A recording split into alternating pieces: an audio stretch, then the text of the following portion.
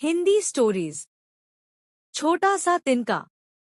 एक सेठ जी ने शहर के बाहर एक आलीशान कोठी बनवाई। उनकी कोठी के आगे बहुत बड़ा व सुंदर बगीचा था। बगीचा बड़े और फलों वाले पेड़ों से घिरा हुआ था। सेठ जी ने बगीचे की देखभाल के लिए 2 माली नौकरी पर रख लिए थे।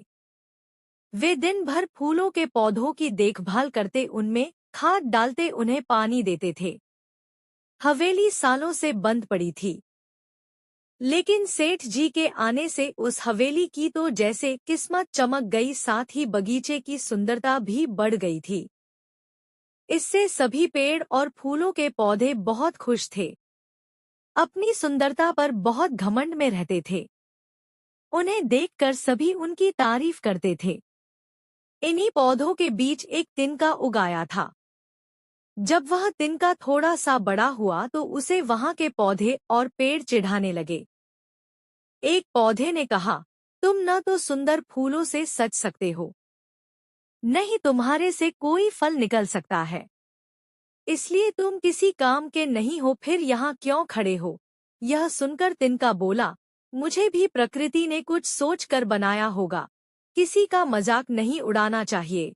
लेकिन सभी पेड़ और पौधे मिलकर उसका मजाक उड़ाते रहते थे। उनकी बातों से बेखबर तिनका अपनी मस्ती में झूमता रहता था। उसकी जड़ें जमीन में बहुत मजबूत थीं, लेकिन उसका ऊपर का भाग थोड़ा सा ही निकला हुआ था। वह मजे से लहलहाता रहता। कुछ दिन बाद दोनों माली तनख्वाह कम मिलने से काम छोड़कर चले गए। इधर पेड़ों का भी फलों का सीजन चला गया था। देखभाल न होने से फूलों के पौधे मुरझाने लगते हैं, लेकिन तिनका अपनी शान से खड़ा रहता है।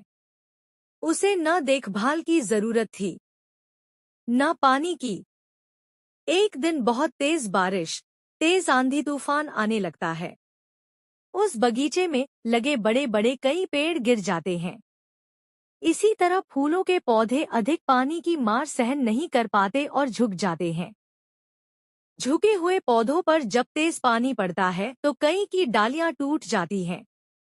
रात भर यही सिलसिला चलता रहता है। सुबह जब आंधी तूफान रुकता है तो सभी अपने हालात पर रो रहे थे। तभी एक गिरे हुए पेड़ ने कहा, देखो हम अपनी अकड़ में जिस जिनके का मजाक उड़ाते थे वो तो पहले की तरह खड़ा लहलहा रहा है, क्योंकि वह ऊपर कम है और उसकी जड़ें अंदर तक हैं। दूसरे पौधे भी बहुत शर्मिंदा हुए। उन्होंने तिनके से